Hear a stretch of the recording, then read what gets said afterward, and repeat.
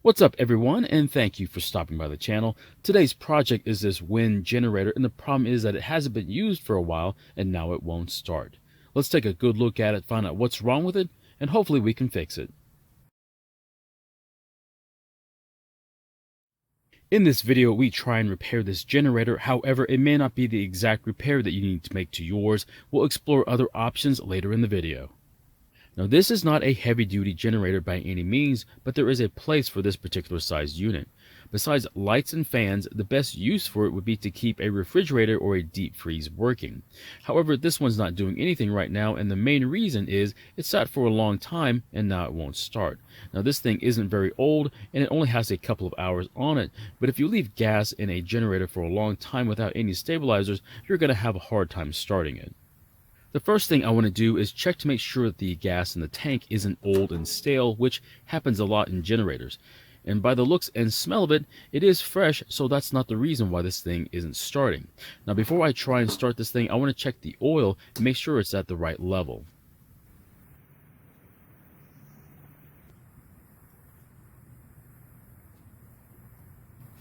After wiping the dipstick off and putting it back into the engine, you can see there's plenty of oil in it and the color is absolutely perfect, so we don't have to do an oil change for once. Now next I'll try and start it and see what it does and doesn't do.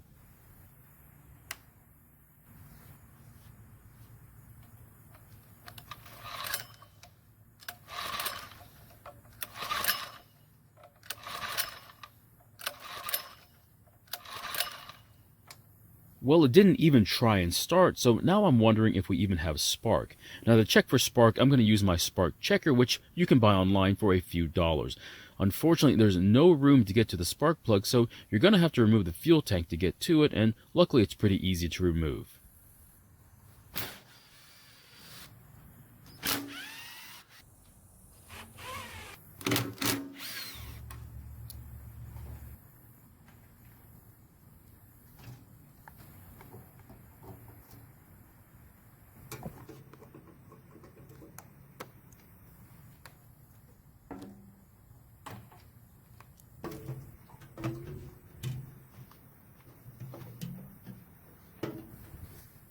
All you have to do is install it in line with the spark plug, pull the rope a few times, and watch for an orange glow in the tester.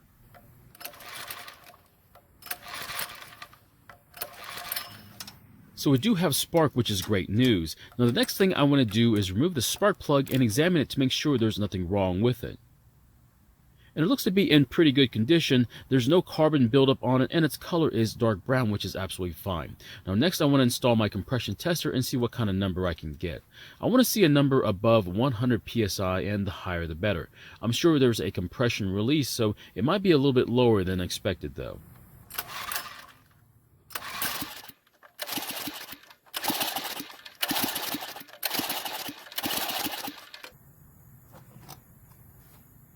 So the number is about 95 psi, which makes sense because of the compression release, so I'm sure the real number is much higher than that, but it's more than enough for this engine to start and run. The next thing I want to do is remove the carburetor and inspect it for any problems. Now I'm going to remove this bar out of my way to make filming a little bit easier, but it's not necessary.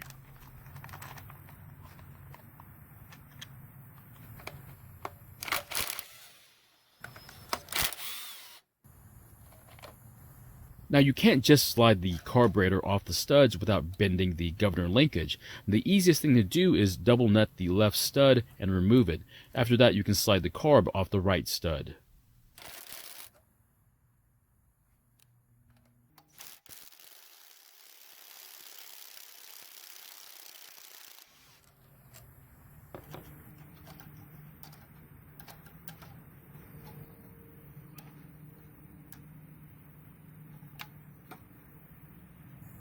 Now before I remove the bowl nut and the bowl, I want to open the drain screw and collect the gas and see if there's any debris in it.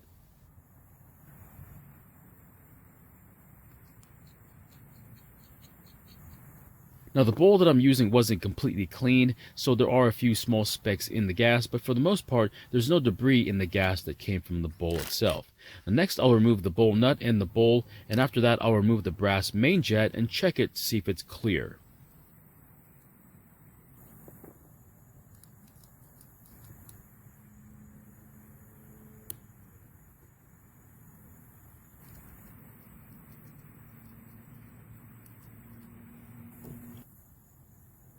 So here's the main jet, and there's supposed to be a hole in the middle of it, but as you can tell, it's definitely blocked. Now to clear it, I'm going to use this small diameter wire. If you don't want to use wire, then you can use some compressed air. And after running it through it for a bit, you can tell it's opened up again. And after that, I'm going to reinstall it back onto the carburetor and then put the bowl and bowl nut back on.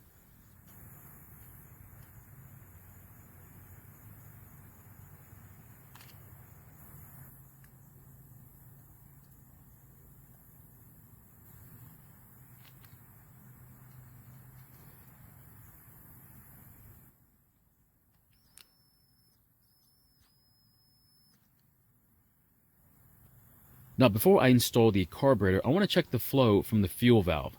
If it's slow, it means the fuel filter has varnish all over it, but this flow is just fine, so I'll continue with the installation. Another reason why your generator might not be starting is that the low oil sensor might have failed, and the result is a no spark situation. To test for that, disconnect the sensor and check for spark again. And if you have spark, you'll need to replace the low oil sensor.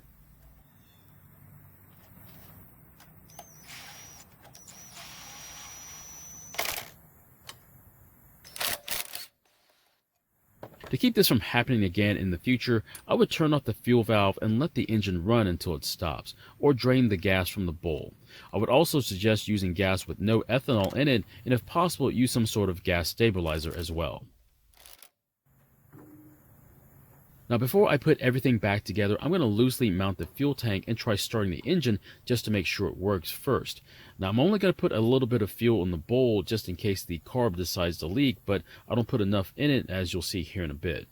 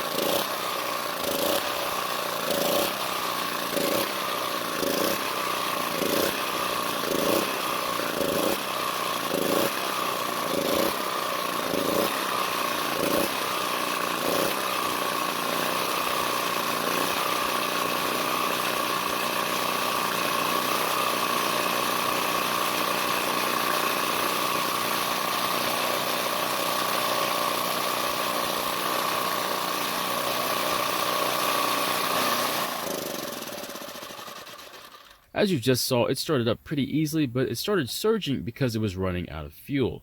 Now after I turned the fuel valve to the on position, it ran like it was supposed to. Now that I know that it works fine, I'll finish putting the rest of the generator back together. I didn't show it earlier, but when I was removing the air filter base, the emissions tube from the valve cover fell off, so don't forget to reinstall it.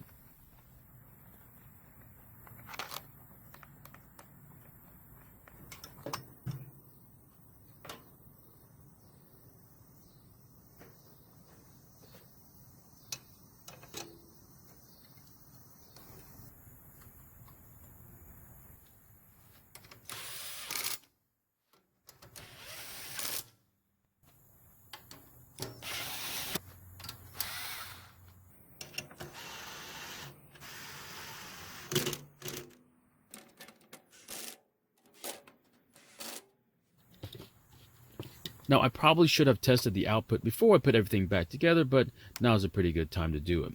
I'll use this 250 watt light to put a small load on the generator.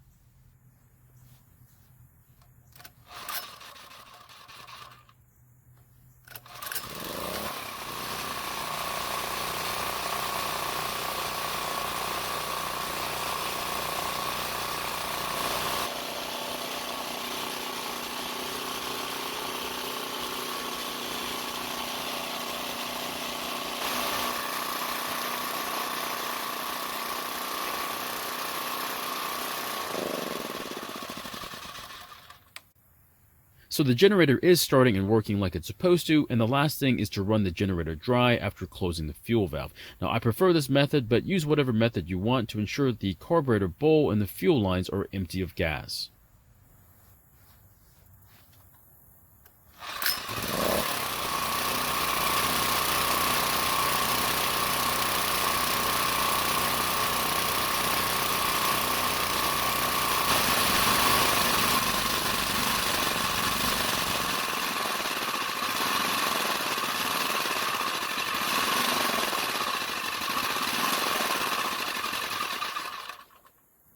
So my question is, how do you store your generator?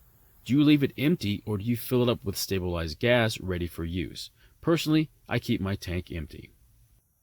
Thank you for watching. I really appreciate your time here.